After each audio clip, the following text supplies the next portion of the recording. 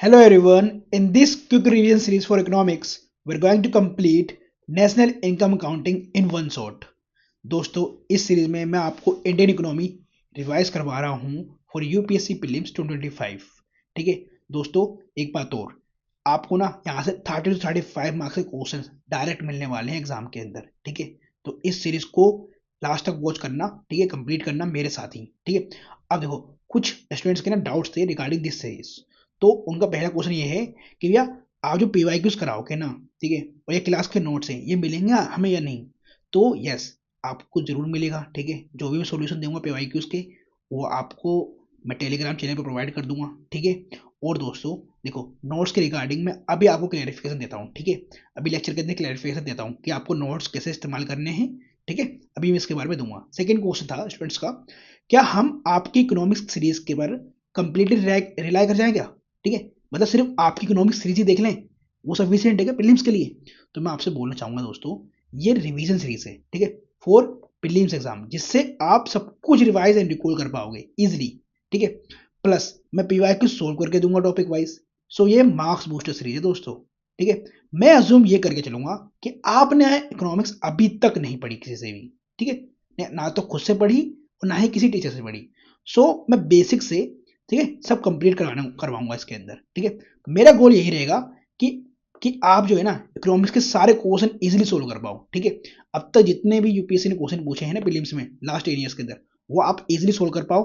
और दोस्तों 2025 में जो प्रीलिम्स के क्वेश्चन आएंगे ना, ठीक है, कंसेप्चुअल बेस्ड, ठीक है, थ्योरी बेस्ड इकोनॉमिक्स के अंदर, वो भी आप इजीली सोल्व कर पाओगे। ठीक है, जब ये सीरीज कंप्लीट हो जाएगी और आपने इस सीरीज को सही से देखा होगा।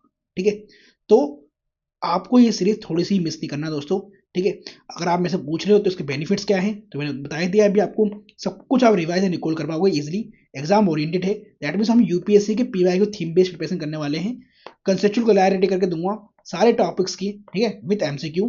ठीक है, तो आपको 30 to 35 मार्क्स की जो है ना क्वेश्चंस आपको यहीं से मिलने वाले हैं। अब एक बात और दोस्तों, देखो, 30 to 35 मार्क्स बोल रहा हूँ। देखो, इकोनॉमिक्स की जो वेटेज देखोगे ना आप, वो 21 क्वेश्चन की है। ठीक है, एवरेज, एवरेज क्या है इसका? 21 क्वेश्चन का है। दैट मीन्स क्या आपको हर साल, ठीक है, हर साल 50+ क्वेश्चन जो है ना इकोनॉमिक्स से ही मिलने वाले हैं प्रीलिम्स के अंदर।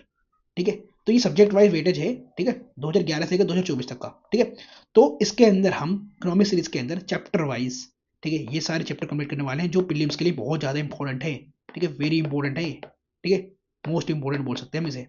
ठीक है, तो ये सारे के सारे हम वीडियो बाय वीडियो में कंप्लीट करेंगे। ठीक है, अब देखो, जो न्यू स्टूडेंट्स है ना, मैं उनको ये बता दूं, ठीक है, जो न्यू स्टूडेंट्स हैं मैं उनको ये बता दूं, आप जो है ना हमारे पॉलिटी की सीरीज देख सकते हो।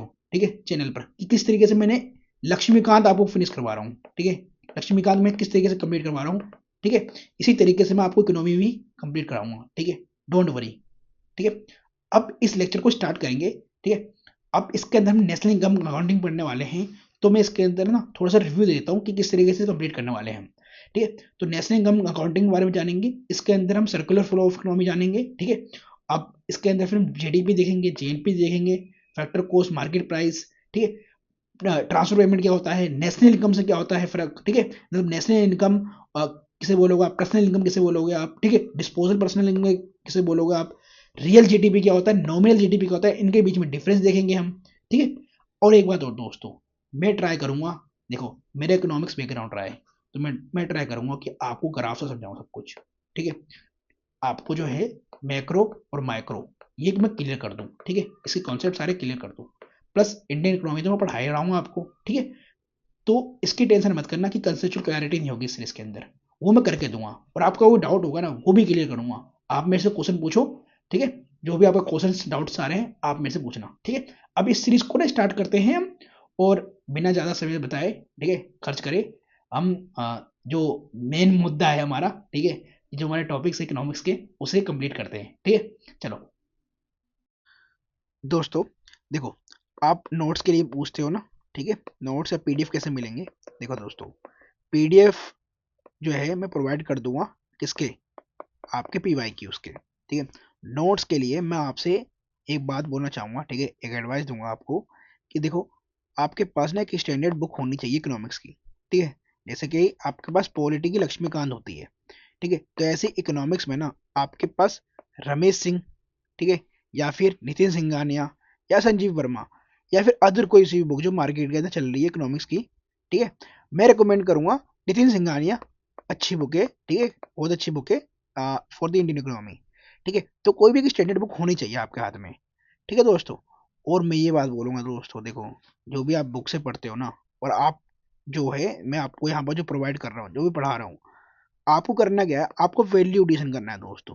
जो आप बुक में नहीं पढ़ते और मैं जो यहाँ पर पढ़ा रहा हूँ, आपको ऐसा लगता है कि ये टॉपिक जो है ना मैंने नहीं पढ़ा, ठीक है, या फिर इस टॉपिक के ऊपर मेरी कमांड कम है, तो आप उसके अंदर वैल्यू एडिशन करो दोस्तों। ठीक है, आप कोई अलग से नोट्स मत बनाओ, उसी बुक के अंदर पेंसिल से या पेन से मार्किंग करो। ठीक है, मार्किंग करो प्लस जो मैं एक्स्ट्रा बता रहा हूँ ना उसको नोट डाउन करो। ठीक है, एक तो देखो आपकी मेमोरी में फीड होगा ये चीज़ें, जो भी मैं बता रहा हूँ एक्स्ट्रा, अगर आप उसे नोट करोगे ना अपने बुक के अंदर ही, तो वो आप फीड कर रहे हो अपने माइंड के अंदर। प्लस आप अपने माइंड को ट्रेन कर रहे हो कि ये सारे टॉपिक जो हैं मैंने पढ़ लिए हैं और ये मुझे आते हैं। ठीक है दोस्तों, अब हम स्टार्ट करते हैं अपने लेक्चर को। अब हम पहले जो पढ़ रहे हैं वो है नेशनल इनकम काउंटिंग। तो देखो नेशनल इनकम काउंटिंग हम क्यों करते हैं, ठीक है, क्या यूज़ है इसका, इस सब चीज़ के बारे में हम ज़्यादा समय बर्बाद नहीं करेंगे, क्योंकि हमारे प्रीलिम्स में ना, है ना, डायरेक्ट क्वेश्चन आते हैं। ठीक है, हमसे ये नहीं पूछा जाएगा नेशनल इनकम काउंटिंग करते क्यों है, इसकी क्या जरूरत है, ये सब मेंस के फंडे हैं। ठीक है, तो इसको मेंस में देखना आप। ठीक है, बाकी आपको पढ़ना तो ये पढ़ लो।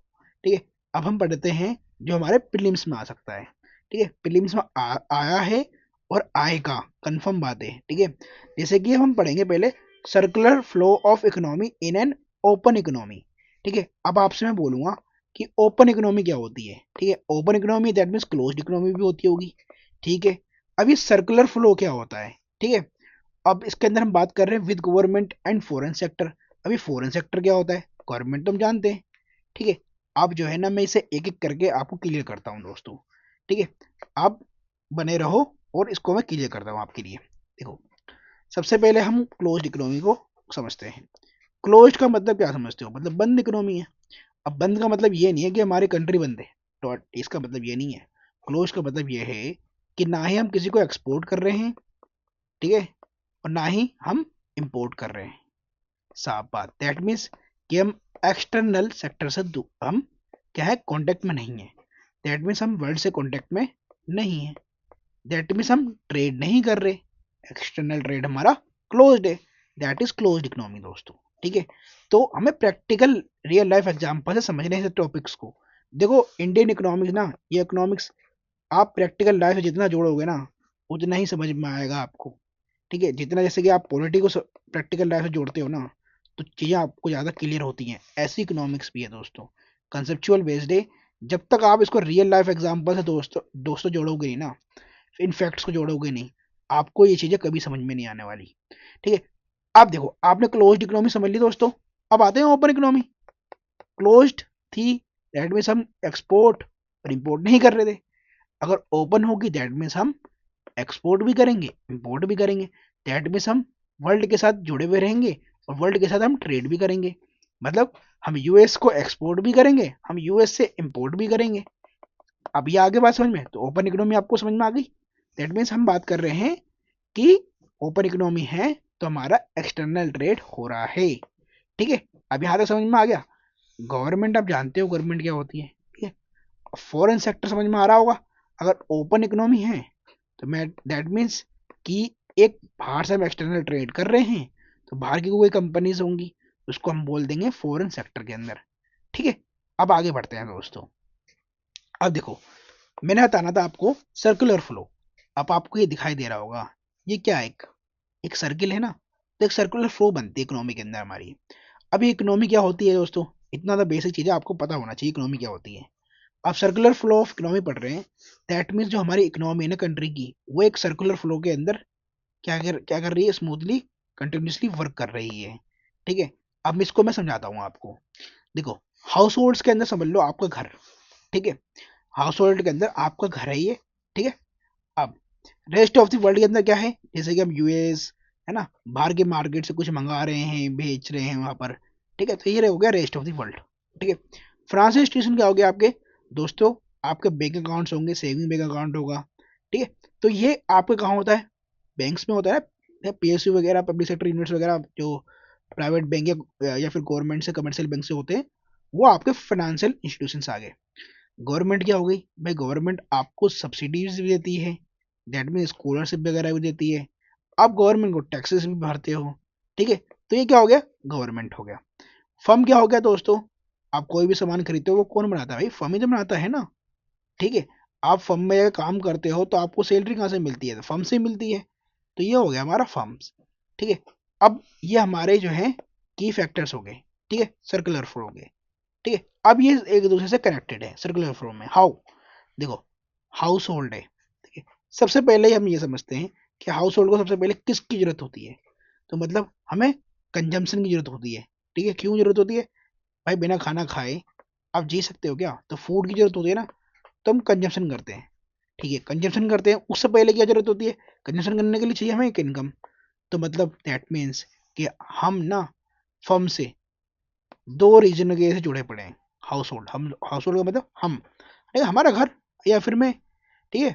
तो फर्म से हम दो कारणों से मेजरली जुड़े पड़े हैं, हमें कंजम्पशन करना होता है, प्लस फर्म से हमें पैसा कमाना होता है, तो दैट मीन्स इनकम, तो हमें इनकम चाहिए होती है और हमें फिर कंजम्पशन करना होता है।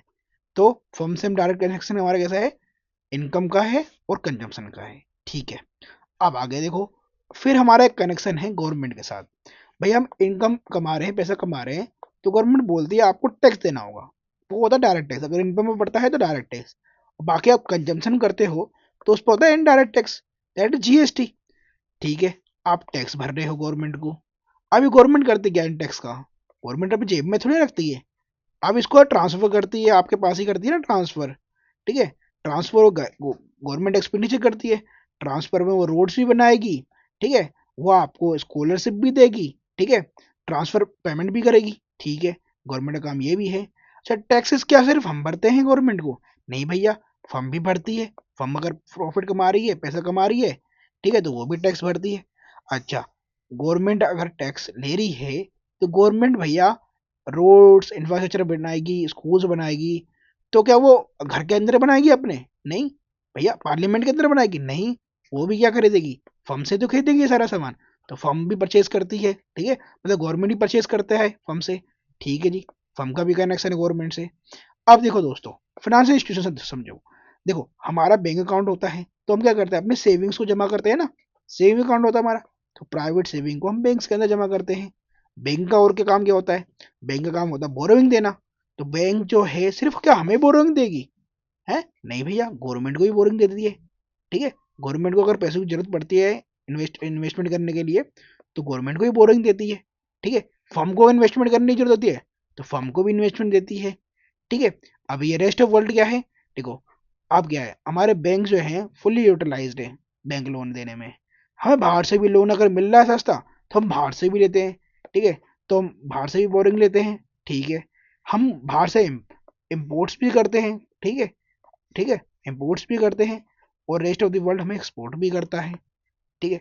अब ये आपको सर्कुलर फ्लो समझ में आ गया ना दोस्तों, नहीं आया है तो आप कमेंट कर सकते हो, ठीक है, वीडियो के अंदर, ठीक है, वीडियो बॉक्स के अंदर, ठीक है, तो आप कमेंट करना, मैं आपका जो है जो भी डाउट है वो क्लियर कर दूंगा, ठीक है। अब आगे बढ़ते हैं दोस्तों, देखो कितना इजी क्वेश्चन है, यूपीएससी आपसे सन 2000 में क्वेश्चन पूछ चुकी है, अभी मैंने आपको पढ़ाया ना ओपन इकोनॉमी क्लोज्ड इकोनॉमी, ठीक है। तो ये देखो, ये क्वेश्चन खुद बोल रहा है एक ओपन इकोनॉमी है, ओपन इकोनॉमी है, दैट मीन्स एक्सटर्नल ट्रेड है, तो ये बोल रहा है जो नेशनल इनकम है वो हम इसे डिनोट कर रहे हैं वाई से, ठीक है, और वाई से करते भी हैं। अब ये बता रहा है CIGXM, ये स्टैंड करता है consumption, investment, government expenditure, total export और टोटल इंपोर्ट्स, तो बताओ इनमें से कौन सा ऑप्शन होगा। अब देखो मैं आपको बताता हूँ, वाई होता है इनकम, किसी भी पर्सन की इनकम, तो किसी भी पर्सन की इनकम है वो कंजम्पशन में खर्च होती है, ठीक है, प्लस इन्वेस्टमेंट में खर्च होती है, ठीक है, प्लस जो है जी मतलब गवर्नमेंट एक्सपेंडिचर भी करती है ना, तो तो जी भी होगा, ठीक है जी, क्योंकि गवर्नमेंट जो है हमें सब्सिडी वगैरह भी दे रही है, तो सब्सिडी भी इंक्लूड हो रही है, तो वो इनकम में इंक्लूड होगी, ठीक है जी। और गवर्नमेंट को हम क्या कह रहे हैं, टैक्स वगैरह भी दे रहे हैं, ठीक है जी, ठीक है, C+I+G हो गया। अब हो रहा है टोटल एक्सपोर्ट और टोटल इंपोर्ट। एक बात बताओ दोस्तों मुझे, हम एक्सपोर्ट करते हैं, तो एक्सपोर्ट करते हैं तो हमें पैसा मिलता है, मनी हमारा आता है, ठीक है। तो एक्सपोर्ट करने पे हमारा जो है मनी बढ़ेगा, इंपोर्ट करने पे हमारा मनी जाएगा, तो मतलब मनी हमारा चला जाएगा। तो बताओ इनकम कब बढ़ेगी? जब एक्सपोर्ट ज़्यादा हो। तो एक्सपोर्ट हमारा क्या होना चाहिए दोस्तों, बताओ जरा, क्या होगा? जब हमारा एक्सपोर्ट ज़्यादा हो और माइनस इंपोर्ट ज़्यादा कम हो, ठीक है, तो x minus m, that mean export ज़्यादा हो और हमारा इंपोर्ट कम हो, तो हमारा इनकम जो है ज़्यादा होगा। तो इसलिए हम क्या करेंगे, हम चाहेंगे कि भाई नेट एक्सपोर्ट हमारा क्या हो, वो पॉजिटिव हो, ठीक है, मतलब एक्सपोर्ट ज़्यादा हो और हमारा इंपोर्ट कम हो। आगे बस समझ में, तो इसका आंसर आ गया सी, वेरी इजी, ठीक है। आगे बढ़े क्या? चलो। देखो दोस्तों, ये 2011 में आपसे ये क्वेश्चन पूछा गया है कि a closed economy is an economy in which. अब मैं आपको क्लोज्ड इकोनॉमी और ओपन इकोनॉमी पढ़ा चुका हूं, अब इसका आंसर आप तो खुद करने वाले हो, ठीक है। अब देखो, ए ऑप्शन पढ़ो, बी ऑप्शन पढ़ो, सी ऑप्शन पढ़ो और डी ऑप्शन पढ़ो, और इसका आंसर मुझे कहाँ दोगे आप? कमेंट बॉक्स में दोगे, वहां लिखोगे कि क्लोज्ड इकोनॉमी का आंसर क्या है, ठीक है। या तो फिर आप पूरा स्टेटमेंट का आंसर मुझे कमेंट बॉक्स में लिख कर दोगे, ठीक है। चलो अब आगे बढ़ते हैं। अब दोस्तों जीडीपी को समझते हैं, ठीक है। ये जीडीपी होता क्या है, तो उसकी फुल फॉर्म तो सबको पता होगी ना, जीडीपी की, ग्रोस डोमेस्टिक प्रोडक्ट। अब इसके अंदर ना जीडीपी पढ़ने से पहले आपको ये पता होना चाहिए ग्रोस का मतलब क्या होता है, डोमेस्टिक का मतलब क्या होता है, और प्रोडक्ट का मतलब आप समझ रहे होंगे, प्रोडक्ट, ठीक है। तो ग्रोस और डोमेस्टिक, इसके बारे में अभी आपको समझाऊंगा, ठीक है। पहले जीडीपी समझ लेते हैं ये होता क्या है। तो it measures the value of final goods and services produced with in a geographic boundary. ये इंपॉर्टेंट है, इसके अंदर geographic boundary, regardless of the nationality of the individual of और फर्म, ठीक है। तो क्या समझ में आ रहा है आपको? जीडीपी बोलना है कि भैया जितने भी फाइनल गुड्स आपकी कंट्री के अंदर, ठीक है, दैट मीन्स हमारी कंट्री के अंदर, भारत के अंदर, ठीक है, मतलब भारत कंट्री के अंदर हमारे फाइनल गुड्स, ध्यान रखना फाइनल वर्ड को मैं बार बार बोल रहा हूँ, final goods and services produced हो रहे हैं हमारे जोग्राफिकल बाउंड्री के अंदर, हमारी कंट्री के अंदर, ठीक है। अब ये कौन कर रहा है फाइनल गुड्स का प्रोडक्शन, ठीक है, चाहे वो हमारा नेशनल बंदा हो, मतलब हमारा सिटीजन हो, ठीक है, या ना हो, उससे फर्क नहीं पड़ता। या कौन सी फर्म कर रही है, इंडियन फर्म कर रही है या फॉरेन फर्म कर रही है, उससे फर्क नहीं पड़ता। फर्क पड़ता है तो फर्क इससे पड़ता है कि फाइनल गुड्स एंड सर्विसेज होने चाहिए, प्लस हमारी कंट्री के बाउंड्री के अंदर अंदर होना चाहिए, ठीक है। वो सबका जो वैल्यू है ना, सबको वैल्यू को प्लस कर दो, और वो प्लस करके वो निकलेगा जीडीपी, मतलब ग्रोस डोमेस्टिक प्रोडक्ट। दोस्तों इसे ना जीडीपी को एग्जाम्पल समझो, रियल लाइफ एग्जाम्पल से। जैसे for instance car manufacturing company है, ठीक है। अब ये कार मैन्युफैक्चरिंग कंपनी ना इंडियन नहीं है, ये कंपनी है जापानीज, ठीक है। बस इंडिया के अंदर ये आ रखी हैं और अपना प्रोडक्शन इंडिया में कर रही हैं, ठीक है। और ये कार मैन्युफैक्चरिंग करती हैं, तो कार बताओ एक फाइनल फाइनल गुड माना जाएगा नहीं आएगा? बिल्कुल माना जाएगा।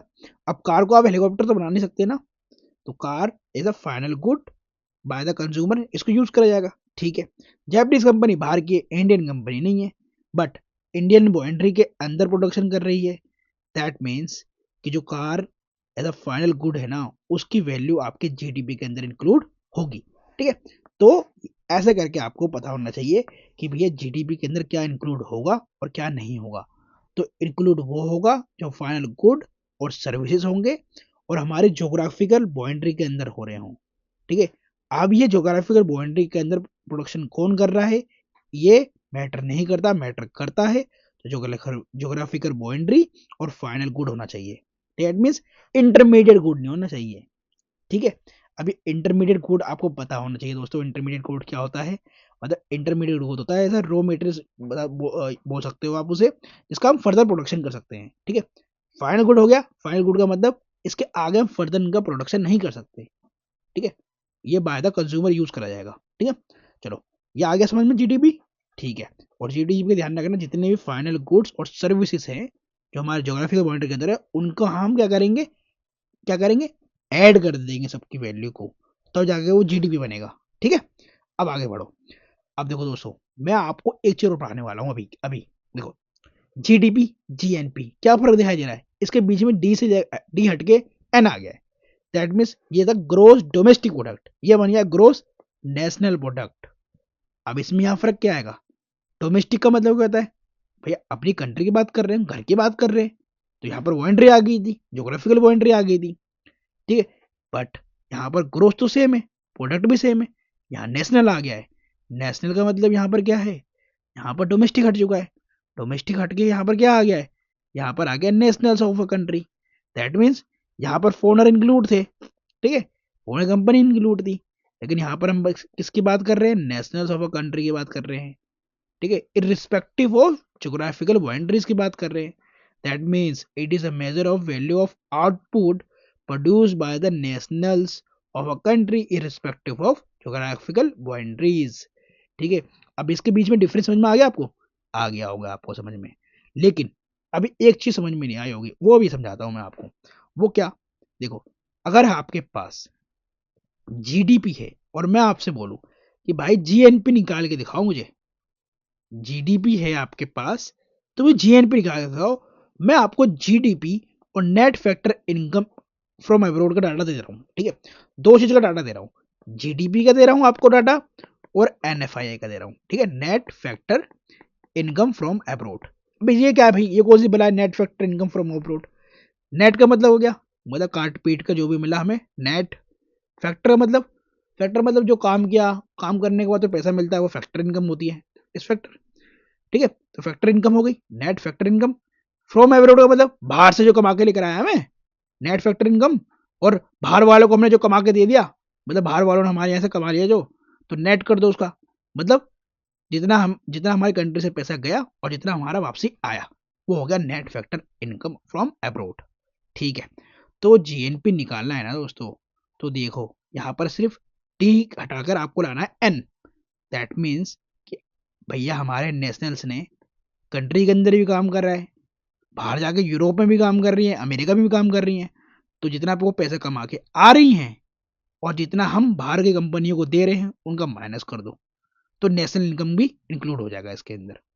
ठीक है, चलो, नेशनल इनकम भी इंक्लूड हो जाएगा। दैट मीन्स यहाँ पर बाउंड्री से मतलब नहीं था हमारा, यहाँ पर पैसा जो भी कमा रहा है, जो भी इनकम आ रहा है, जहां से भी आ रहा है, उसको हम इंक्लूड करेंगे। ठीक है, ठीक है, तो चलो, तो हमें इसे करना है जीएनपी में, जीएनपी निकालना है हमें, तो हम क्या करेंगे?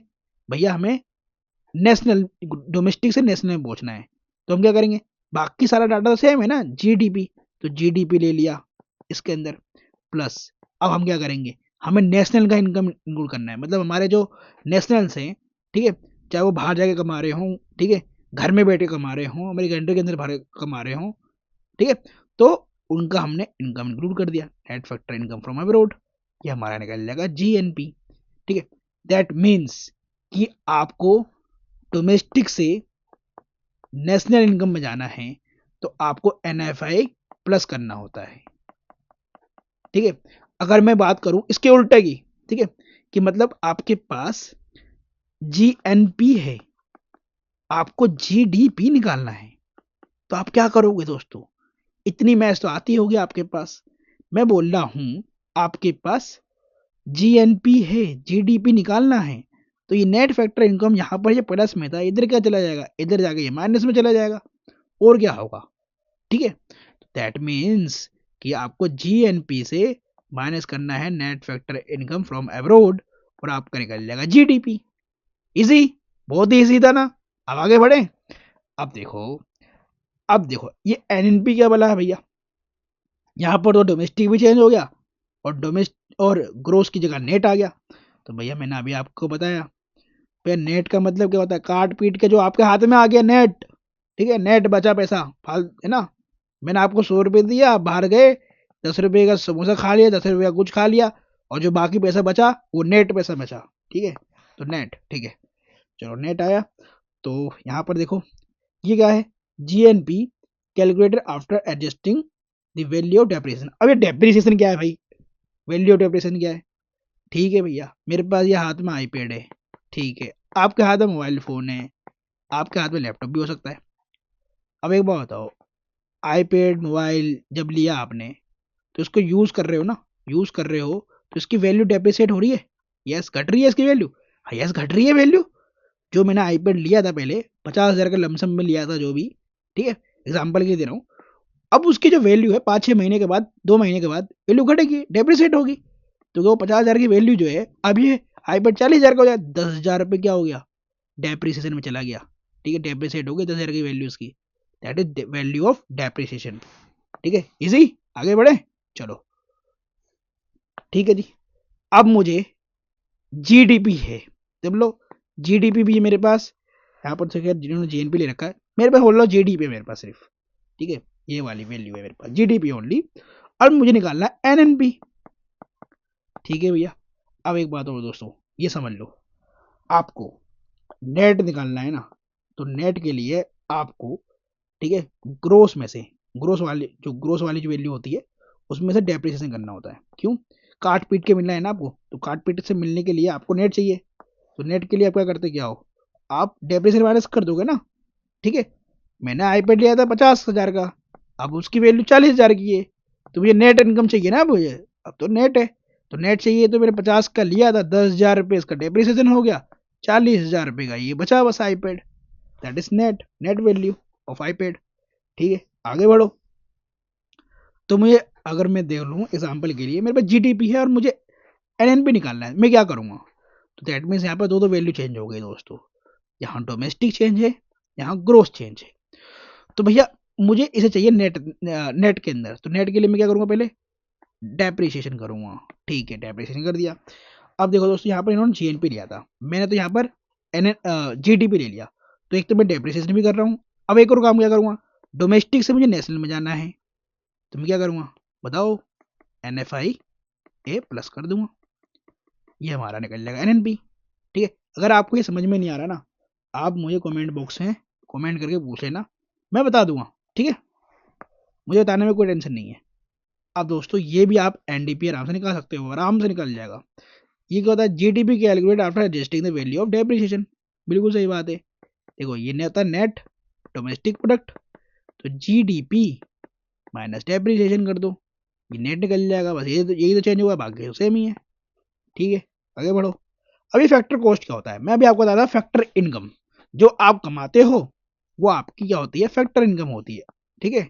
और जो आपको सब्सिडी वगैरह में मिलता है पैसा, ठीक है, वो सब क्या होता है, वो ट्रांसफर पेमेंट होती है, ठीक है।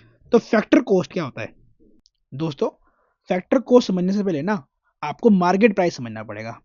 अब आप मेरे से पूछोगे सर ये मार्केट प्राइस क्या होता है, तो मैं आपसे ये बोलूंगा कि भैया आप मार्केट जाते हो, कोई भी गुड्स एंड सर्विस परचेज करते हो, तो उसकी वैल्यू क्या होती है, उसकी मार्केट प्राइस तो होती है उसकी वैल्यू, तो वो मार्केट प्राइस होता है।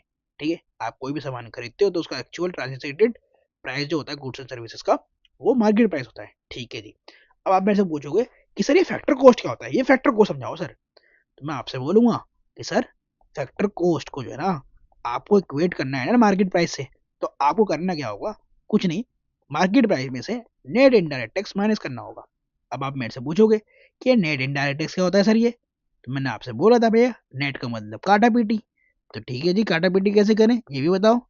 ठीक है, तो मार्केट प्राइस हमें इक्वेट करना है, तो नेट का मतलब net indirect tax, that means net मतलब आपको माइनस करना है इनडायरेक्ट टैक्स जो आपने पे करा, प्लस गवर्नमेंट आपको सब्सिडी भी दे रही होगी, ठीक है जी, सब्सिडीज क्या हो जाएगा, प्लस हो जाएगा, तो यही होता है नेट इनडायरेक्ट टैक्स। तो आप मेरे से पूछो तो नेट इनडायरेक्ट टैक्स होता क्या है, तो नेट इनडायरेक्ट टैक्स में आपसे यही बोलूंगा कि इनडायरेक्ट टैक्स, ठीक है, प्लस सब्सिडीज, ठीक है, that means subsidies minus indirect tax होता है, कुछ नहीं, ठीक है। तो आपको करना क्या है भैया, फैक्टर कॉस्ट निकालना है, तो करना क्या है, आपको मार्केट प्राइस लेना है, उसमें से इनडायरेक्ट टैक्स माइनस करना है, प्लस सब्सिडी को प्लस कर देना है, ठीक है। अब इसके डेफिनेशन भी देख लेते हैं भैया, क्या कह रहा है फैक्टर कॉस्ट, तो ये कह रहा है cost of all factors of production use, ठीक है जी, जितने भी कॉस्ट होती है फैक्टर्स की, ठीक है, जो भी सामान लगता है कोई भी प्रोडक्शन बनाने में, उसकी जो कॉस्ट होती है वो होता है फैक्टर कॉस्ट, या फिर जो आप कंज्यूम करते हो, ठीक है, प्रोड्यूसिंग गुड्स एंड सर्विसेज में, ठीक है, जो भी आप सामान लगाते हो, ठीक है, कुछ भी सामान बनाने के लिए या फिर कोई सर्विस देने के लिए, ठीक है, वो सारे क्या होते हैं फैक्टर कॉस्ट होते हैं, ठीक है, तो ये चीज़ हमने अभी समझ लिया। अब आपको फैक्टर कॉस्ट और मार्केट प्राइस समझ में आ गया होगा। अगर समझ में नहीं आया तो आपको करना कुछ नहीं है, कमेंट बॉक्स पे एक क्वेश्चन पूछ लेना मेरे से, सर समझ में नहीं आया समझा दो, बस समझा दूंगा मैं। चलो आगे बढ़ते हैं। ट्रांसफर पेमेंट क्या होती है, मैंने अभी आपको बताया था ट्रांसफर पेमेंट और फैक्टर इनकम के बारे में। ठीक है, फैक्टर इनकम होती है जिसमें आपने कुछ काम किया और काम के बदले आपको पैसा मिल गया। ठीक है, चलो मतलब दैट मीन जितने भी मजदूर हैं, दिहाड़ी मजदूर हैं, काम करते हैं, उनको पैसा मिल जाता है, तो उनकी क्या है, वो फैक्टर इनकम है यार। ठीक है, या फिर कोई टीचर हैं वो पढ़ाते हैं तो उनको सैलरी मिल जाती है, तो वो उनकी क्या है, फैक्टर इनकम है। ठीक है जी, फैक्टर इनकम तो समझ में आ रहा है, काम करने के ऊपर पैसा मिल रहा है, फैक्टर के ऊपर पैसा मिल रहा है। तो ये ट्रांसफर क्या है, तो ट्रांसफर कर दी जा रही है पेमेंट। अच्छा, एक जगह थी पैसा, दूसरी जगह ट्रांसफर हो गया, ओ दैट मीन्स कि इसके लिए आपने कोई काम नहीं करा, वो पैसा बस ट्रांसफर हो गया आपके पास। ओहो, दैट मीन्स कि नो इकोनॉमिक एक्टिविटी हुई और इन रिटर्न दैट मीन्स आपने कोई इकोनॉमिक एक्टिविटी भी नहीं करी, फैक्टर इनकम भी नहीं करा, कोई फैक्टर सर्विस भी नहीं दी और आपको पैसा मिल गया। तो ऐसी चीज़ें क्या होती हैं, क्या ऐसी चीज़ें हैं हमारे इकोनॉमी के अंदर? यस हो हैं। क्या क्या है, जैसे कि ओल्ड एज पेंशन है। ठीक है, जो 60 वर्ष से प्लस के हो जाते हैं, जब रिटायर्ड हो जाते हैं तो उनको गवर्नमेंट क्या कहती है, ओल्ड एज पेंशन देती है, पेंशन वगैरह देती है। ठीक है, ठीक है, थोड़ा बहुत सस्टेन करने के लिए पैसा मिल जाता है इनको। ठीक है, स्कॉलरशिप देती है स्टूडेंट्स को पढ़ने के लिए, है ना, कि भैया अच्छे पढ़ने वाले बच्चों को स्कॉलरशिप देंगे हम, है ना, उन्हें प्रमोट करेंगे कि आगे की हायर एजुकेशन करें। ठीक है, तो ये सब क्या है, ट्रांसफर पेमेंट है। इसके बदले कोई काम करते हो गवर्नमेंट का आप? नहीं ना, तो ये सब क्या है, ट्रांसफर पेमेंट से सब्सिडीज देती है गवर्नमेंट। ठीक है, ये सब क्या है, ट्रांसफर पेमेंट है। ठीक है, चलो आगे बढ़ो। आप बताओ नेशनल इनकम, जीडीपी और नेशनल इनकम की तो समझ नहीं है आपको। जीडीपी आप समझ चुके हो, फाइनल गुड्स ऑफ, जीडीपी क्या थी, अरे मैं तो भूल गया, अरे याद आ गया, final goods and services produce with in geographic boundary. अच्छा यही था बस, अच्छा हाँ यही था। ठीक है, अब इसके अंदर यहाँ पर हम नेशनैलिटी नहीं देखते भैया, इसके अंदर सिर्फ देखते हैं ज्योग्राफिकल बाउंड्री। ठीक है, जीडीपी के अंदर और फाइनल गुड्स होने चाहिए बस, उनको सबको वैल्यू को प्लस कर दो, वो निकल जाएगा जीडीपी हमारा। ठीक है जी, तो ये नेशनल इनकम क्या होता है भैया, तो नेशनल इनकम होता है, it is a measure of sum of all factor incomes earn by the citizens of a country whether within the country और अब्रोड। अच्छा जी, ये तो कुछ ऐसा ऐसा लग रहा है जीएनपी ऐसा। ठीक है, यहाँ पर हम नेशनल की बात कर रहे थे, लेकिन वहां पर प्रोडक्शन की बात कर रहे थे। यहाँ पर किसकी बात कर रहे हैं हम, यहाँ पर हम इनकम की बात कर रहे हैं, आय की बात कर रहे हैं, इनकम की। अच्छा, फैक्टर इनकम मैंने अभी आपको समझा दिया, आप काम करते हो उसके बदले आपको पैसा मिलता है। दैट मीन्स सम कर दो किसका, सबको प्लस कर दो, जितने भी फैक्टर इनकम है, किनकी, सिटीजन्स की। ये ध्यान रखना दोस्तों कि नेशनल इनकम है, नेशनल, नेशनल का मतलब क्या, नेशनल का मतलब सिटीजन्स, जितने भी हम आप नेशनल से हैं। ठीक है, हम और तुम क्या है, नेशनल लेते हैं ना कंट्री के। ठीक है, तो सिटीजन्स के जो इनकम है उनको प्लस कर दो हमारी कंट्री के, चाहे वो पैसा बाहर से कमा के आ रहे हो, सऊदी अरब से कमा के आ रहे हो, यूएस से कमा के आ रहे हो, उनको प्लस कर दो, वो आपकी क्या है, नेशनल इनकम है। ठीक है, अब इसके अंदर ये ट्रांसफर पेमेंट इंक्लूड नहीं होता। क्यों नहीं होगा भाई, कोई फैक्टर इनकम नहीं है ना, हमने कोई काम किया उसके बदले में पैसा नहीं मिला ना मैं, है ना, यहाँ पर तो ट्रांसफर हो रहा है पेमेंट। ठीक है जी, तो अगर मुझे नेशनल इनकम निकालना है तो नेशनल इनकम के लिए करना क्या है मेरे को, तो एक बात ये समझ लो दोस्तों, नेशनल इनकम निकलती है अब फैक्टर कॉस्ट पे, पहले निकलती थी मार्केट प्राइस पे। ठीक है, अब निकलती है फैक्टर कॉस्ट पे। ठीक है, तो एनएनपी एनएनपी ठीक है, एनएनपी एट एफसी, ये आपका क्या होता है, नेशनल इनकम होता है। ठीक है, क्या होता है ये, नेशनल इनकम होता है। तो एनएनपी एट एफसी ये आपका क्या होता है, नेशनल इनकम, ये याद कर लो, इसलिए बार बार बोल रहा हूँ। ठीक है, अभी इसके ऊपर मैं एमसीक्यू कराऊंगा यूपीएससी का, वो भी जो हमारे प्रीलिम्स में क्वेश्चन आ चुका है।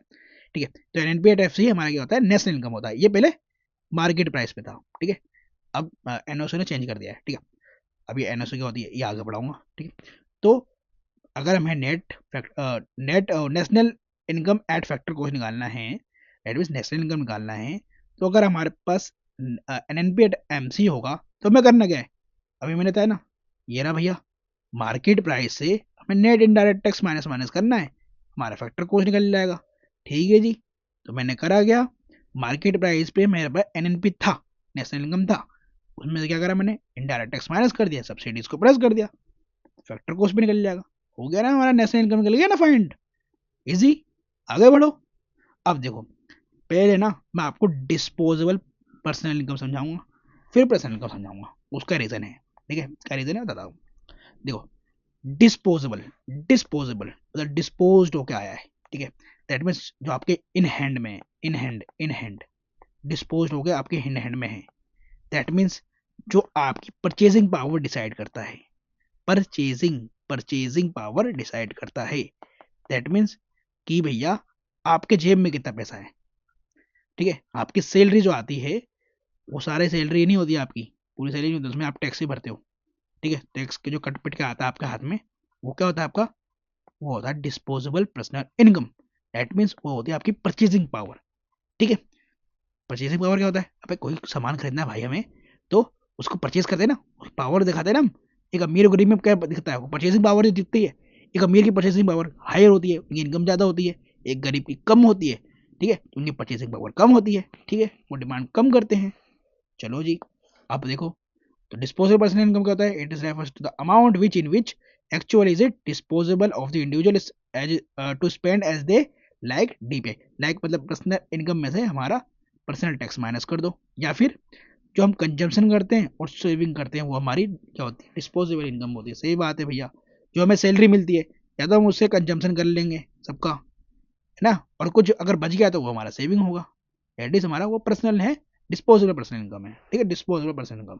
बट डिस्पोजेबल अगर मैं बोलूँ तो इसका मतलब क्या है, इसमें से हमने क्या कर दिया, अपनी सैलरी में से हमने टैक्स माइनस कर दिया, टैक्स माइनस कर दिया, इसका ध्यान रखना। पर्सनल इनकम क्या होता है, ये होता है over income including transfer payments. इस चीज का ध्यान रखना, ट्रांसफर पेमेंट भी इंक्लूड होती है इसके अंदर, पर्सनल इनकम के अंदर, which is received by all the individuals in a year. तो ये हमारे होता है पर्सनल इनकम। दैट इज, अगर आपको पर्सनल इनकम चाहिए तो आपके पास नेशनल इनकम है, उसमें ट्रांसफर पेमेंट प्लस कर दो। ध्यान रखना, पहले नेशनल इनकम में हमारा ट्रांसफर पेमेंट इंक्लूड नहीं होता, लेकिन पर्सनल इनकम में हो रहा है, ठीक है। सब्सिडी वगैरह मिल रही है तो हम उसे पर्सनल इनकम में इंक्लूड करेंगे। That is, transfer payment include कर दिया, माइनस क्या करें आपने, कॉर्पोरेट रिटेन्ड अर्निंग्स, या फिर इनकम टैक्स बोल दो, या फिर सोशल सिक्योरिटी टैक्स बोल दो, ये माइनस कर देंगे, ये हमारा क्या हो जाएगा, पर्सनल इनकम हो जाएगा, ठीक है। ये पर्सनल इनकम ज्यादा आपके यूपीएससी नहीं पूछेगी, पूछेगी डिस्पोजेबल पर्सनल इनकम, ठीक है। ओएससी के फंडे सबसे ज्यादा है, ठीक है, आगे बताऊंगा अभी। अब देखो दोस्तों, रियल जीडीपी और नॉमिनल जीडीपी को समझते हैं, ठीक है, और ये इंपॉर्टेंट भी एग्जाम के लिए, ठीक है। तो रियल जीडीपी और नॉमिनल जीडीपी को समझने से पहले ना आपको करंट ईयर और बेस ईयर को समझना पड़ेगा, ठीक है, कि बेस ईयर प्राइस क्या होता है और एक करंट ईयर प्राइस क्या होता है, ठीक है। तो ये आपको पहले समझना पड़ेगा, इसको मैं अभी समझाता हूँ, आपको क्लियर करता हूँ, ठीक है, और एग्जाम्पल के साथ समझाऊंगा, ठीक है, टेंशन मत लो, ठीक है। तो मैं आपको पहले बेस ईयर समझा देता हूँ, ठीक है, कि बेस ईयर का फंडा क्या है, ठीक है, और एक करंट ईयर का फंडा क्या है, ठीक है, करंट ईयर और बेस ईयर। तो एक बात बताओ मुझे दोस्तों, करंट का मतलब क्या समझते हो आप, करंट का मतलब अभी प्रेजेंट की बात कर रहे हैं ना, तो अभी चल रही है 2025, तो ये करंट ईयर हो गया हमारा, ठीक है। बेस ईयर क्या है, बेस ईयर मैंने बोल दिया कि आप एक काम करो, 2011-12 ले लो, ठीक है, ये एक साल हो गया, और मैं बोल रहा हूँ कि 24 से लेके 2025 तक ये एक साल का पीरियड हो गया, देख। तो ये हो गया हमारा करंट ईयर, और ये हो गया हमारा बेस ईयर। अब बेस ईयर देखो, मैं बेस ईयर क्यों बोल रहा हूँ लेने के लिए, बेस का मतलब क्या, मैंने एक बेस बना लिया कि मैं 2011-12 का कोई भी चीज़ ले सकता हूँ, और इसमें 2024-25 से कोई भी चीज़ ले सकता हूँ। और मुझे लेना क्या है, इसमें कुछ भी नहीं लेना, उस टाइम पे जो भी क्वांटिटीज़ के प्राइसेस थे, ठीक है, जो भी क्वांटिटीज़ के प्राइसेस थे, ठीक है, उसके मैं उस प्राइसेस को मैं लूँगा यहाँ पर, ठीक है। तो उनके प्राइसेस को लिया मैंने यहाँ पर, ठीक है। ऐसे ही मैं करंट ईयर के प्राइसेस को लूँगा, ठीक है। तो करंट ईयर के प्राइसेस यहाँ पर लूँगा, और यहाँ पर बेस ईयर का प्राइसेस को लूँगा। अब मैं बेस ईयर क्यों लेना चाहता हूँ, क्यों नहीं करंट ईयर लेना चाहता, देखो, रियल जीडीपी आता है बेस ईयर के ऊपर, और जो हमारा नॉमिनल होता है ये होता है हमारा करंट के ऊपर, ठीक है। तो नॉमिनल जीडीपी हमारा करंट के ऊपर होता है, और रियल जीडीपी हमारा बेस ईयर के ऊपर होता है। अगर मैं बोलूँ कि नॉमिनल जीडीपी आप समझा दो, एक बार और समझा दो कि होता क्या है, तो मैं एक बार और समझाने के लिए ना आपको सिर्फ इतना बताऊंगा कि ये होता है, ये मतलब अ, जो है रियल जीडीपी ही है, ठीक है, बट ये होता है, ठीक है, इसको रियल हटा के GDP at current year current price कर दो, ठीक है, करंट प्राइस कर दो। और ये जो है ना GDP at base year price कह दो, ठीक है, बेस प्राइस कह दो। क्यों बोल रहा हूँ, देखो दोस्तों, कोई भी चीज ना, जो जीडीपी है हमारा, वो दो फैक्टर पर डिपेंड करता है।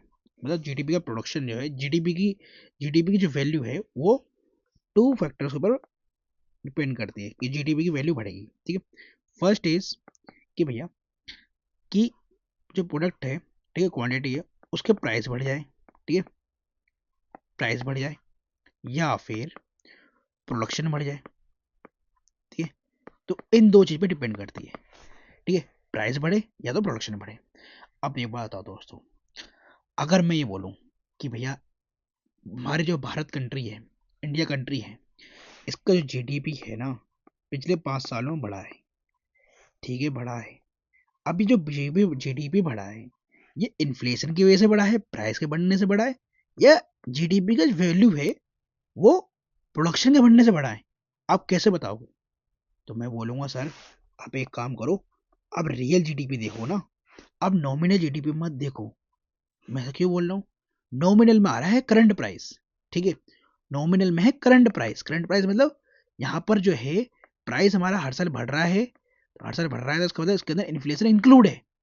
बट मैंने जब बेस ईयर ले लिया रियल वाले में, जब मैंने बेस ईयर लिया, तो बेस ईयर का प्राइस हमारा यहाँ फिक्स्ड है। यहाँ पर बेस ईयर का जो प्राइस हमारा फिक्स्ड है, दैट मीन्स कि यहाँ पर इन्फ्लेशन जो है हर साल नहीं बढ़ रहा, हमने प्राइस को फिक्स्ड कर दिया, उसी प्राइस फिक्स प्राइस के ऊपर आज की जीडीपी को कैलकुलेट करा जा रहा है। दैट मीन्स इसके अंदर हमने क्या करा, इन्फ्लेशन को एडजस्ट कर दिया रियल वाले में। तो हमने इन्फ्लेशन को यहाँ पर एडजस्ट कर दिया। जब इन्फ्लेशन को एडजस्ट कर दिया, तो यहाँ पर प्राइस मेजर फैक्टर नहीं होगा, मतलब इन्फ्लेशन यहाँ पर मेजर फैक्टर नहीं होगा प्रोडक्शन बढ़ने का। यहाँ पर प्रोडक्शन बढ़ने का या फिर वैल्यू बढ़ने का जीडीपी का, वो होगा फैक्टर एक, ओनली ओनली मात्र प्रोडक्शन। दैट मीन्स आप रियल जीडीपी से ये बता सकते हो कि भैया किसी भी कंट्री का जो जीडीपी है वो प्राइस उसके इन्फ्लेशन बढ़ने से उसकी जीडीपी बढ़ी है, या फिर उसके production, actual production, physical quantity बढ़ने से उसकी प्रोडक्शन बढ़ी है, ठीक है। तो रियल जीडीपी एक गुड या अच्छा मेजर है किसी भी कंट्री का इकोनॉमी को देखना कि भैया उनकी इकोनॉमी जो है एक सही से, मतलब सही से ग्रोथ कर रही है, या फिर उनके इन्फ्लेशन के बढ़ने से उनकी जो है जीडीपी बढ़ी है, ठीक है। तो ये रियल जीडीपी एक अच्छा मेजर है, ठीक है, किसी भी कंट्री का जीडीपी को कैलकुलेट करने का, ठीक है। करंट ईयर का है, तो करंट ईयर में हम मतलब नॉमिनल जीडीपी को हम क्यों कैलकुलेट करते हैं दोस्तों? अब एक बात बताओ, आप यूट्यूब पे कोर्स खरीदते हो आजकल, ये यूट्यूब पे सब्सक्रिप्शन खरीदते हो? हाँ खरीदते होंगे, ठीक है, गीता के एड वगैरह ना आए, ठीक है। स्पॉटिफाई पे खरीदते हो, ठीक है, उनका प्रीमियम वर्जन वाला खरीदते हो, खरीदते होंगे ताकि एड वगैरह ना आए, ठीक है। या फिर आजकल तुम जो है ओटीटी प्लेटफॉर्म के ऊपर उनका सब्सक्रिप्शन खरीदते हो, ठीक है, क्योंकि ओटीटी पे अच्छा भाई ऐसे अच्छी खासी वेब सीरीज आती है ना, तो एंटरटेनमेंट के लिए अच्छा है। तो ये एक बात बताओ, 2011-12 में क्या ये सब फंडे थे पहले? मतलब आप स्पॉटिफाई का प्रीमियम वर्जन खरीद रहे हो, ठीक है, मतलब उनका प्रीमियम सब्सक्रिप्शन खरीद रहे हो, ओटीटी का प्रीमियम, नेटफ्लिक्स वगैरह देख रहे हो आप, ये 2011-12 में था? नहीं था। तो यहाँ पर 2011-12 में इंडिया में था ही नहीं, तो उसका प्राइस कैसे ले लोगे यहाँ पर? दैट मीन्स जो हमारी जो सर्विस बढ़ रही है, ये जो ओटीटी वगैरह का जो सर्विस बढ़ा हमारा, स्पॉटिफाई वगैरह का सर्विस बढ़ा, वो रियल जीडीपी में हमारा कैलकुलेट हो ही नहीं पाएगा, है ना। रियल जीडीपी में हमारा वो चीज कैलकुलेट नहीं हो पा रहा। क्यों नहीं हो पा रहा? क्योंकि वो उस टाइम पे वो चीज अवेलेबल थी ही नहीं, लेकिन अब वो अवेलेबल है हमारे 2024-25 में। तो भैया इसलिए हमें नॉमिनल जीडीपी भी कैलकुलेट करनी होती है, ठीक है।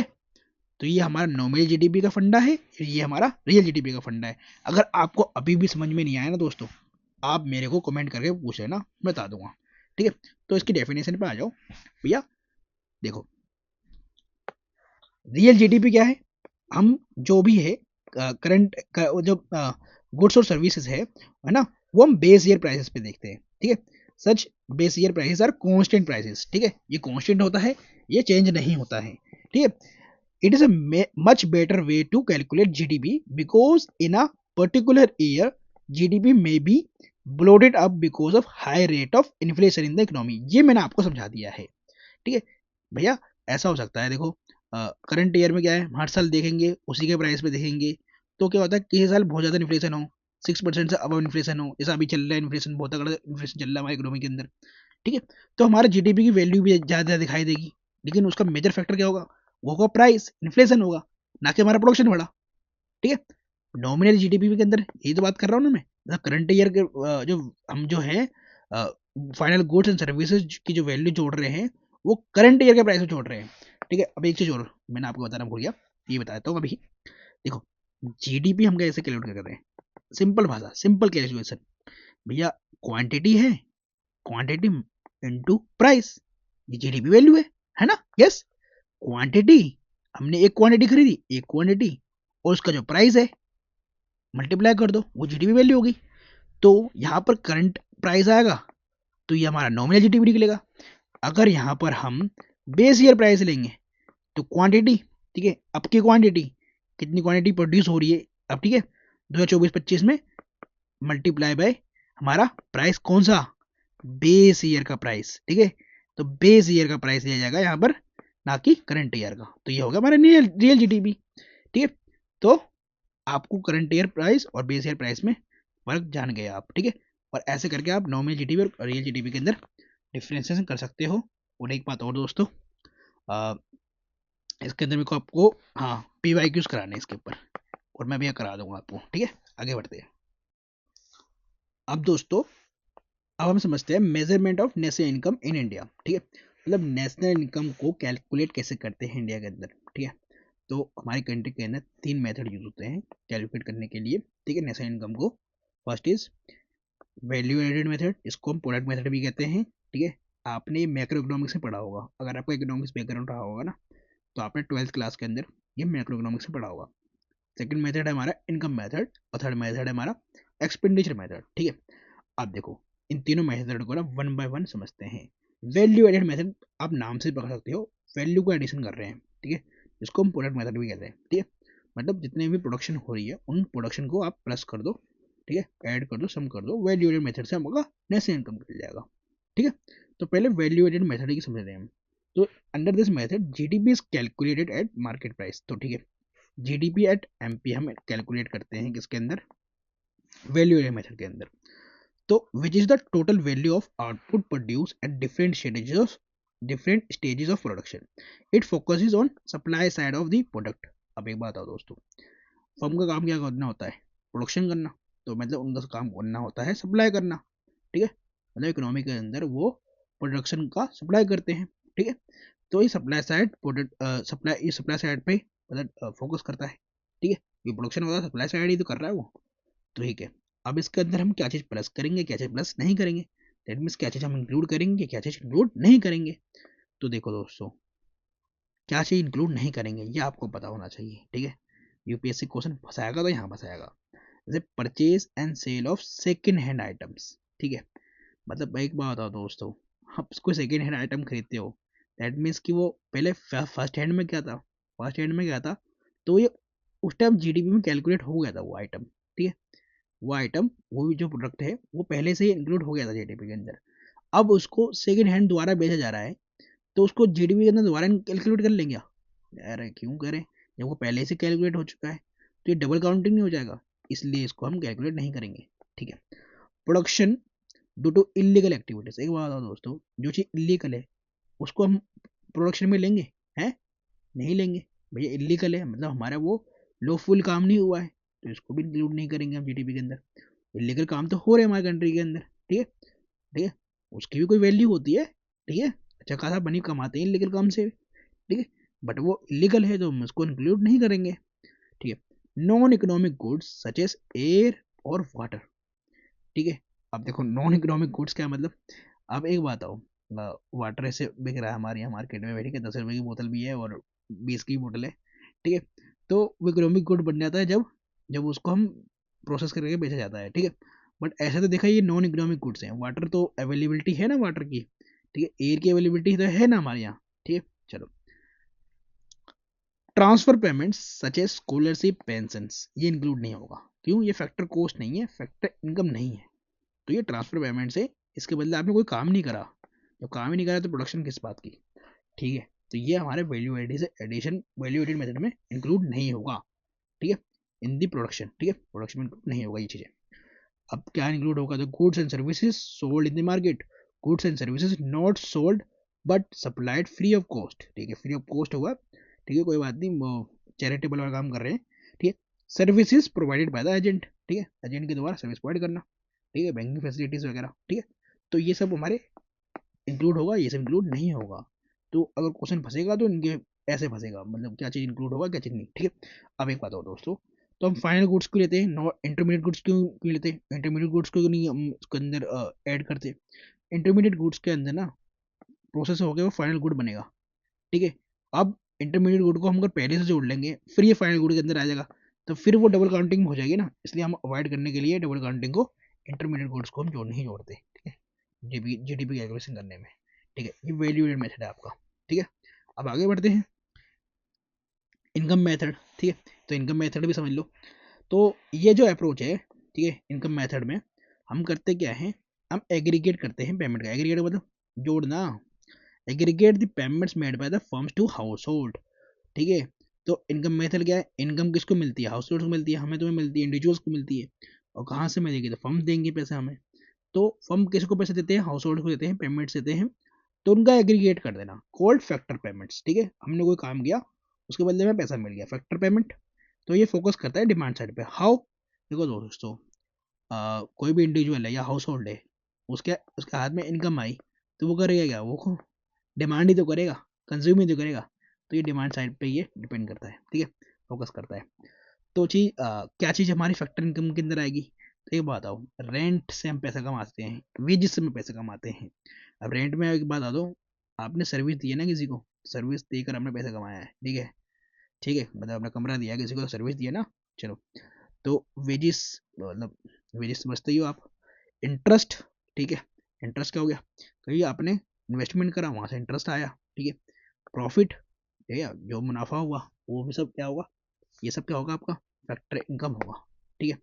अब एक बात आओ, फैक्टर ऑफ प्रोडक्शन भी होते हैं, मतलब आपका प्रोडक्शन इन चार चीज़ों पे डिपेंड करता है, लैंड पे डिपेंड करता है, लैंड के बिना क्या प्रोडक्शन हो जाएगा, लेबर के बिना क्या प्रोडक्शन हो जाएगा, कैपिटल के बिना प्रोडक्शन हो जाएगा, कैपिटल किसे कहते हैं, मशीन्स वगैरह, ठीक है, इनके बिना क्या प्रोडक्शन हो जाएगा, नहीं हो पाएगा, ऑर्गेनाइजेशन बनानी पड़ती है, ठीक है, पूरा इनको जो मैनेजमेंट करेगा, कौन करेगा, ऑर्गेनाइजेशन करेगी, तो इनके बिना क्या प्रोडक्शन हो जाएगा, नहीं होगा। तो ये होगा फैक्टर ऑफ प्रोडक्शन, और ये फैक्टर हो गए इनकम के।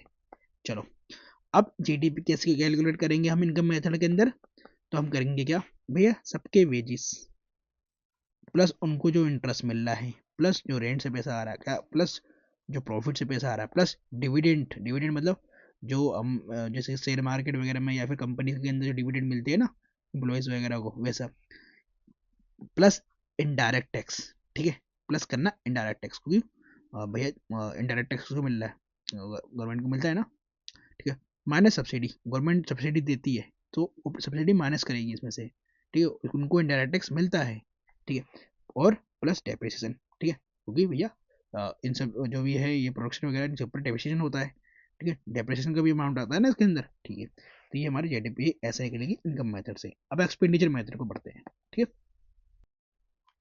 दोस्तों, अब एक्सपेंडिचर मेथड को समझते हैं ना। The expenditure method measures the final expenditure on GDP, ठीक है, it is the total spending on the currently produce final goods and services in the economy. तो एक्सपेंडिचर मेथड जो है इसके नाम से पकड़ लो, फाइनल एक्सपेंडिचर ऑन जीडीपी, ठीक है, जो फाइनल एक्सपेंडिचर हो रहा है उसको आप कैलकुलेट कर लो, ठीक है। तो फाइनल गुड्स और सर्विसेज का आप जो एक्सपेंडिचर कर रहे हो उसके लिए इकोनॉमी के अंदर उनको प्लस कर दो, वो एक्सपेंडिचर मेथड से आपका नेट इनकम निकल जाएगा।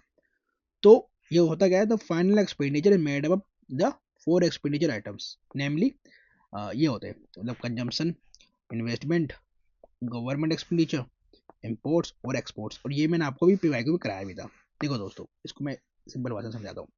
जीडीपी निकालनी है आपको, ग्रोस डोमेस्टिक प्रोडक्ट, ठीक है, फाइनल गुड्स का प्रोडक्शन, ठीक है, हमारी डोमेस्टिक टेरिटरी के अंदर, ठीक है। चलो, तो एक बात बताओ, हम कंजम्पशन क्या करते हैं, कंजम्पशन किस लिए करते हैं, मतलब एक्सपेंडिचर इसलिए करते हैं, हम करते हैं कंजम्पशन के लिए, ठीक है, कंजम्पशन के लिए, ठीक, खाने के लिए, ठीक है, या फिर कोई प्रोडक्ट हम परचेज कर रहे हैं तो उसका भी कंजम्पशन करते हैं ना, यूज़ करते हैं, डैट मीन्स वो प्लस हम एक्सपेंडिचर करते हैं इन्वेस्टमेंट करने के लिए, ठीक है जी, इन्वेस्टमेंट करने के लिए वो भी करते हैं। प्लस हमारी इकोनॉमी के अंदर एक्सपेंडिचर एक जना और कर रहा है, वो कौन कर रहा है? गवर्नमेंट कर रहा है। गवर्नमेंट सब्सिडीज दे रही है, ट्रांसफर पेमेंट्स दे रही है, ठीक है। गवर्नमेंट बहुत सारे स्कीम चला रही है कंट्री के अंदर, इंफ्रास्ट्रक्चर प्रोजेक्ट्स बना रही हैं, तो वो भी करते हैं, तो वो भी जीडीपी के अंदर इंक्लूड होना चाहिए। प्लस हम एक्सपोर्ट कर रहे हैं बाहर, और प्लस इंपोर्ट कर रहे हैं, तो नेट एक्सपोर्ट निकालेंगे हम, एक्सपोर्ट माइनस इंपोर्ट, कि हमने कितना एक्सपोर्ट किया और कितना इंपोर्ट किया।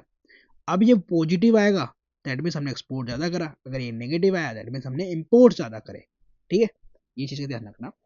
तो हमें प्लस करना है कंजम्पशन को, दैट इज सी, प्लस हमें इन्वेस्टमेंट को प्लस करना है, दैट इज आई, प्लस हमें गवर्नमेंट एक्सपेंडिचर को प्लस करना है, प्लस दैट मीन्स जी, हमने कैपिटल उसको स्मॉल फॉर्म में लिख दिया जी।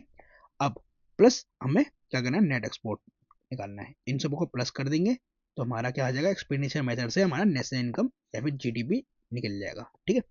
अब एक चीज और देखो, government expenditure on pension scheme, scholarship, unemployment allowances are not included as they come under the transfer payments. तो ये ट्रांसफर पेमेंट्स के अंदर आते हैं, तो ये इंक्लूड नहीं होगा, ठीक है। बाकी जो इंफ्रास्ट्रक्चर प्रोजेक्ट्स के ऊपर गवर्नमेंट पैसा खर्च कर रही है, ठीक है, वो सब इंक्लूड होगा, ठीक है।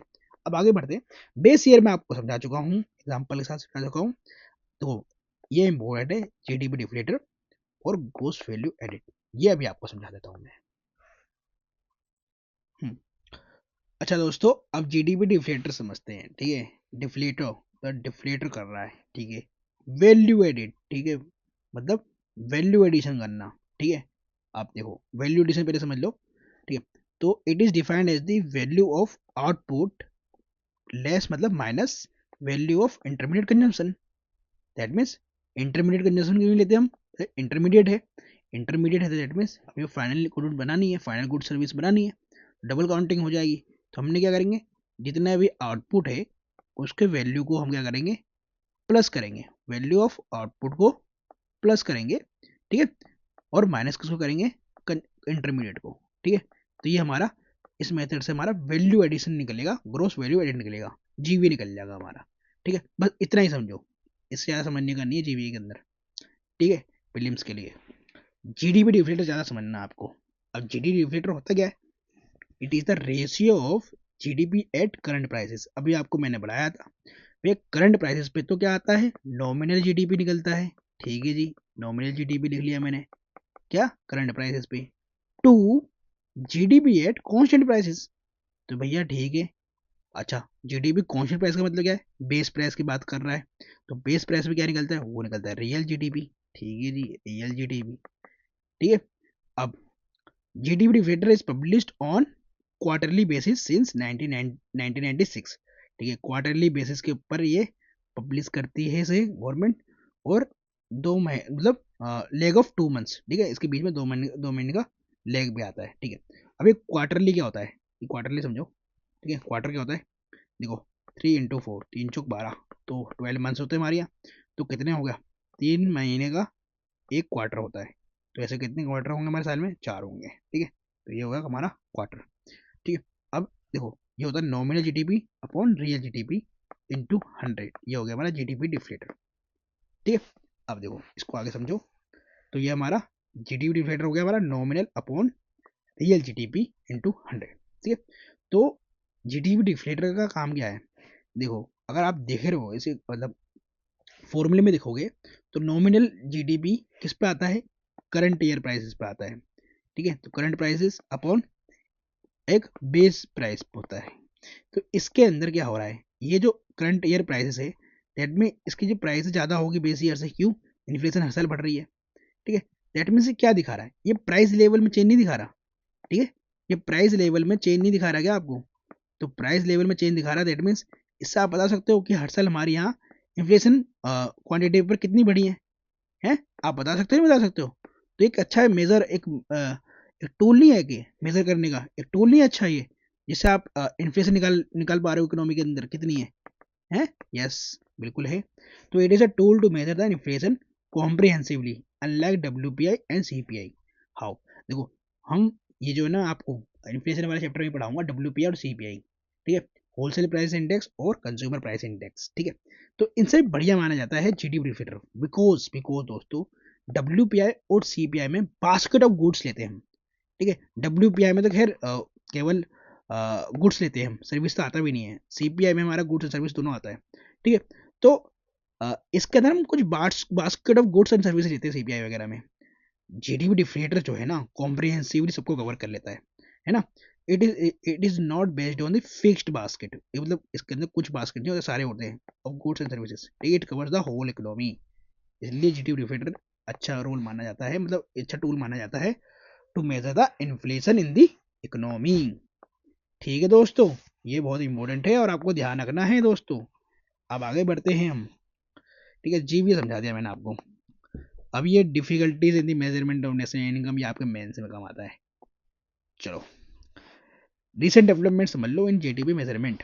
एक तो आपको ये देखना है कि जो हमारा बेस ईयर था वो पहले 2004 से पास था, वो 2011 से 12 हो गया। अब ये फिर अपडेट होगा, ठीक है। अब माना जाएगा कि भैया 2020 से और 2021 वाले लेंगे हम डाटा, ठीक है। अब measurement of growth of GDP at constant prices instead of earlier constant prices. तो पहले जो है मार्केट प्राइस पे हम लेते हैं हम, है ना। पहले ये रहता था सिर्फ कांस्टेंट प्राइस के ऊपर, अब हमने मार्केट प्राइस पे ऐड कर दिया है कांस्टेंट मार्केट प्राइस पे, ठीक है। जीडीपी एट एमपी पे कैलकुलेट होता है हमारा, ठीक है। चलो अब एक बात और, use of MCA 21 database of ministry of corporate affairs, ठीक है। अब इस डाटा का यूज करते हैं हम, ठीक है, टू कैलकुलेट नेशनल इनकम वगैरह, ठीक है, जीडीपी वगैरह। चलो अब डिबेट्स अराउंड जीडीपी, अब ये कुछ डिबेट्स हैं। हायर इकोनॉमिक ग्रोथ में not necessarily transform into higher economic development, ये बात बिल्कुल सही है। आपकी इकोनॉमी के अंदर 7% 8% से ग्रोथ हो रही है जीडीपी की, इसका मतलब ये नहीं है कि आपके इकोनॉमिक डेवलपमेंट हो रहा है, ठीक है। क्योंकि इकोनॉमिक डेवलपमेंट एक ब्रॉडर टर्म है, ठीक है। इकोनॉमिक ग्रोथ एक नैरोअर टर्म है। डेवलपमेंट का मतलब यह हो गया कि आपका आपके पर कैपिटा इनकम बढ़ रही है लोगों की, आपकी पॉवर्टी खत्म हो रही है लोगों की। डेवलपमेंट का मतलब आपका इंफ्रास्ट्रक्चर बिल्ड हो रहा है, आपका एम्प्लॉयमेंट जनरेट हो रहा है। और ग्रोथ का मतलब सिर्फ इतना होता है कि आपकी जीडीपी की वैल्यू बढ़ रही है। अब ये जीडीपी की वैल्यू कैसे बढ़ रही है, इसका मतलब ये नहीं है कि आपके यहाँ इकोनॉमिक डेवलपमेंट हो रहा है, थोड़ा बहुत तो होगा इकोनॉमिक डेवलपमेंट, ठीक है। तो इसका मतलब ये नहीं कि आपके यहाँ जेंडर डिस्पैरिटी खत्म हो रहा है अगर इकोनॉमिक ग्रोथ हो रही है तो, ठीक है, ठीक है। क्योंकि जेंडर डिस्पैरिटी ग्रोथ पर डिपेंड नहीं करती, जेंडर डिस्पैरिटी तो आपको खत्म करनी पड़ती है बाय सोशली, ठीक है। Does not measure the sustainability of the growth, हाँ ये भी नहीं भैया मेजर करता कब तक ये ग्रोथ होती रहेगी हमारी इकोनॉमी के अंदर, ठीक है। Condition of poor is not indicated, भैया पॉवर्टी खत्म हो रही नहीं हो रही हमारी कंट्री के अंदर, ये भी नहीं था। Economic inequality not revealed bye GDP, बिल्कुल बात सही है। जीडीपी आप कैलकुलेट कर रहे हो या फिर ग्रोथ रेट आप देख रहे हो तो ये बताएगा नहीं भैया कि इकोनॉमी में कितनी इनक्वालिटी है, अमीर और गरीब में कितना फर्क है, ठीक है। तो इनक्वालिटी नहीं कैप्चर कर रहा है ये, ठीक है। चलो तो ये इसके क्या है, डिबेट्स या फिर बोलते हो ड्रॉबैक्स हैं या फिर ये चैलेंजेस हैं किसके, जीडीपी के, ठीक है। आगे बढ़ते हैं। फैक्टर्स अफेक्टिंग नेशनल इनकम, अब ये तो बहुत ईजी है, अब इसे आगे बढ़ते हैं ना। हाँ ग्रीन जीडीपी आपसे पूछा जा सकता है दोस्तों, ठीक है। क्योंकि भैया यूपीएससी ग्रीन जीडीपी, ठीक है, सस्टेनेबिलिटी, इन सब के ऊपर ज़्यादा क्वेश्चन पूछती है, ठीक है। क्योंकि एनवायरनमेंट से रिलेटेड ज़्यादा क्वेश्चन आ रहे हैं, तो इसको भी हम समझ लेते हैं। दोस्तों ग्रीन जीडीपी समझते हैं, देखो ग्रीन जीडीपी का मतलब क्या है, ग्रीन, तो ग्रीन का मतलब क्या होता है, एनवायरनमेंट से रिलेटेड है। दैट मीन्स कि आप जीडीपी में से क्या माइनस करोगे, जो भी आप एनवायरनमेंट को डैमेज कर रहे हो, ठीक है। दैट मीन्स आप पॉल्यूशन कर रहे हो, ट्रीज काट रहे हो, तो एनवायरनमेंट का डिग्रेडेशन कर रहे हो, तो value of environment degradation minus P कर दो। अब ये माइनस पी क्या है यहाँ पर दोस्तों, तो पी के अंदर भैया आप जो भी एक्सपेंडिचर करोगे, ठीक है, पॉल्यूशन को क्लीन करने के लिए, ठीक है, फर्दर एनवायरमेंटल डैमेज को अवॉइड करने के लिए, वो सब पी के अंदर इंक्लूड होगा। और दोस्तों ये जो है ना किसके रिकमेंडेशन से करा जाएगा, ग्रीन जीडीपी कैलकुलेट, वो करा गया है पार्थ दास गुप्ता कमेटी के डायरेक्शन पे, ठीक है। बस इतना पता होना चाहिए ग्रीन जीडीपी के लिए आपके लिए। अब हम पढ़ते हैं एचडीआई, ह्यूमन डेवलपमेंट इंडेक्स, अब ये आपने पढ़ाई होगा कभी ना कभी, एचडीआई इंडेक्स भी आता है, ठीक है। तो ह्यूमन डेवलपमेंट इंडेक्स पढ़ते हैं। तो ये 1990 में पहला इन्होंने पब्लिश किया था, ठीक है। और ये कौन करता है, यूनाइटेड नेशन डेवलपमेंट प्रोग्राम करता है पब्लिश एचडीआई को, ठीक है, ह्यूमन डेवलपमेंट इंडेक्स। और इसके अंदर हमारे 3 डायमेंशन हैं, 4 इंडिकेटर्स हैं, ठीक है। अभी 3 डायमेंशन कौन कौन सी है, तो हेल्थ, एजुकेशन और लिविंग स्टैंडर्ड्स देखते हैं। मतलब कंट्री के अंदर लोगों की हेल्थ कैसी है, एजुकेशन लेवल कैसा है, लिविंग स्टैंडर्ड कैसा है, ठीक है। ये हमारे क्या हो गए, 3 डायमेंशन हो गए। अब इसके अंदर 4 इंडिकेटर्स हैं, ठीक है। जैसे कि लिविंग स्टैंडर्ड्स के अंदर हम क्या देखते हैं, हम देखते हैं gross national income per capita, मतलब पर कैपिटा इनकम देखते हैं कंट्री की, ठीक है। पर कैपिटा इनकम देखते हैं, ठीक है।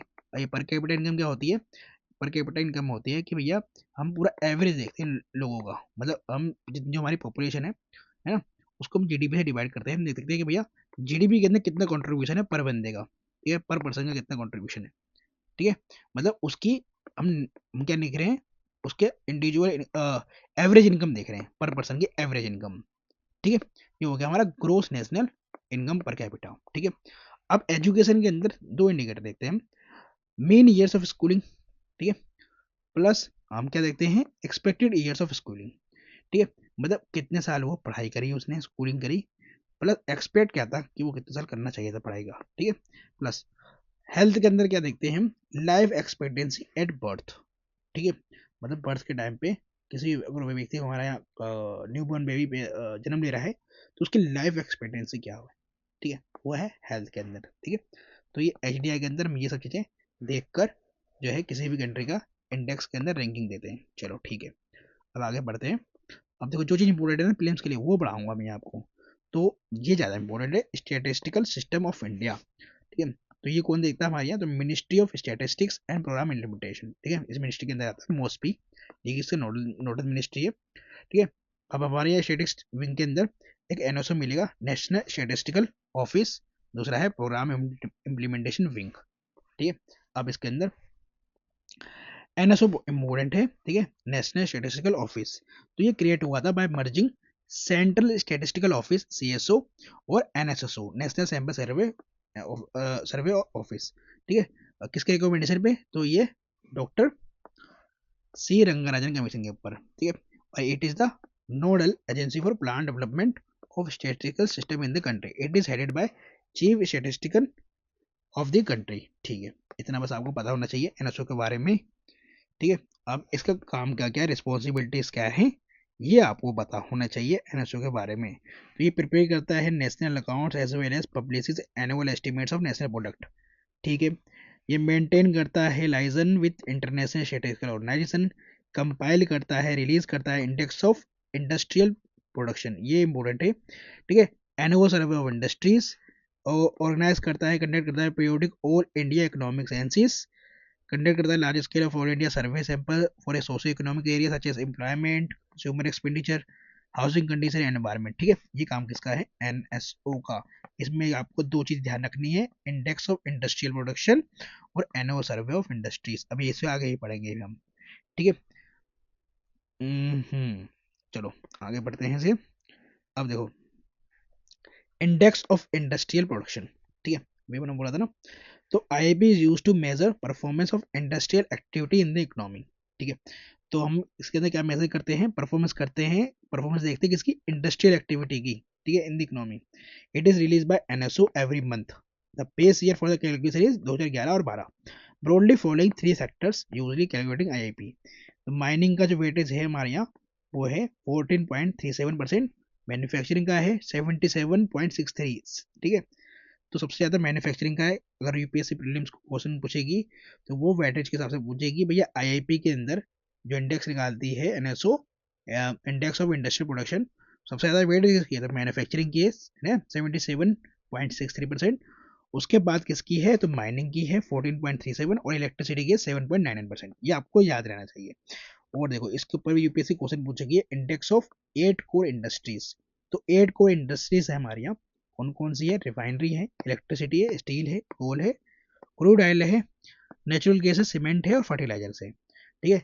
अब इसे कौन करता है रिलीज, तो office of the economic adviser है, डिपार्टमेंट फॉर प्रमोशन, ठीक है, वही डीपीआईआईटी, ठीक है।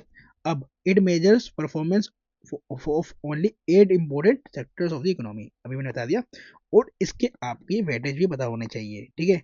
अब इसमें देखो सबसे ज्यादा वेटेज किसकी है, तो आपको दिखाई दे रहा है रिफाइनरी की सबसे ज्यादा है 28.04%, उसके बाद किसकी है, फिर इलेक्ट्रिसिटी की है, फिर स्टील की है, फिर कोल की है, फिर क्रूड ऑयल की है। ठीक है, अब एक काम करना, आप इसके ना नमूने सुनाया था, RESC, ठीक है, फिर CONCE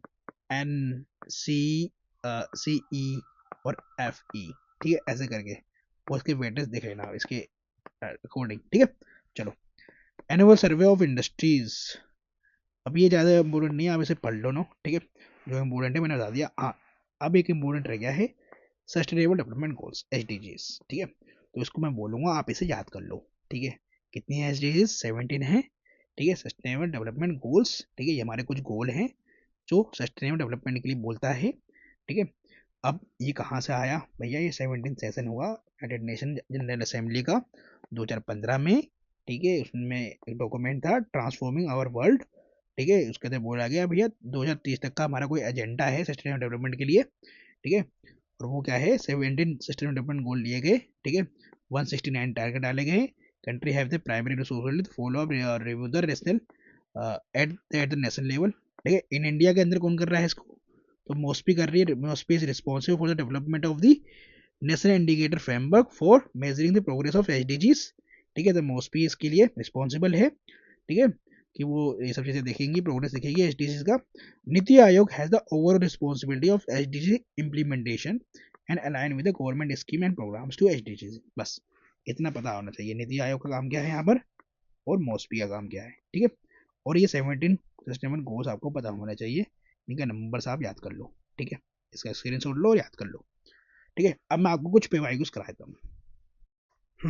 अब देखो दोस्तों, आप ना ये सारे क्वेश्चन ना आप आराम से कर सकते हो। ठीक है, अब मैंने आपको ये नेशनल इनकम वगैरह सब पढ़ा दिया है, तो इसका आंसर ना आप मुझे क्या करना, टेलीग्राम पे ना मुझे भेज देना। ठीक है, आप कैसे भेजोगे, आप टेलीग्राम चैनल पे जाना, वहाँ पर मैंने अपनी आईडी डाल रखी है। ठीक है, आपका ये टास्क है, होमवर्क है आपका, कि आपको इसके आंसर मुझे भेजने हैं इंडिविजुअली। ठीक है, आपको अकाउंटेबिलिटी दिखानी है दोस्तों, तभी प्रीलिम्स निकलेगा। ठीक है, ठीक है, तो आप इसके आंसर मुझे पर्सनली भेजोगे। ठीक है, मुझे भेजना, मैं चेक भी करूँगा। ठीक है, और देखो ये भी कर लोगे आप। ठीक है, कंट्रीज इकोनॉमिक ग्रोथ। ठीक है, और ये भी कर लोगे अब आप। ठीक है, और ये भी कर लोगे आप। ठीक है, नेशनल इनकम। ठीक है, एक बात और बताता हूँ आपको, ये आपका होमवर्क है और शायद मैंने लेक्चर के बीच में बता भी दिया था। ठीक है, और वो है कि भैया नेशनल इनकम पहले कुछ मार्केट प्राइस पे था, अब कुछ फैक्टर प्राइस पे हो गया है। ठीक है, तो NNP एट MP और NP एट FC, इसमें बताओ क्या आंसर होगा, और ये आपका होमवर्क है, कुछ चेंज हुआ है। ठीक है, तो नेशनल इनकम क्या होता है, ठीक है, इसमें पूछा गया है, इजी क्वेश्चन है, आप मुझे इसका आंसर बताओगे।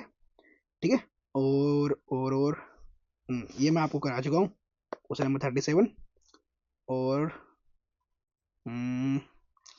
अच्छा, ये रहा growth rate of per capita income, ये सब क्या है, ये आप आराम से आंसर कर सकते हो। ठीक है, और ये भी आप आराम से कर सकते हो 21। ठीक है, ये रेसेशन अभी आपको मैं अगले लेक्चर में जब इन्फ्लेशन वगैरह पढ़ाऊंगा ना, तब आपको समझाऊंगा। ठीक है, डोंट वरी, कैपिटल गेन भी समझाऊंगा अभी आपको।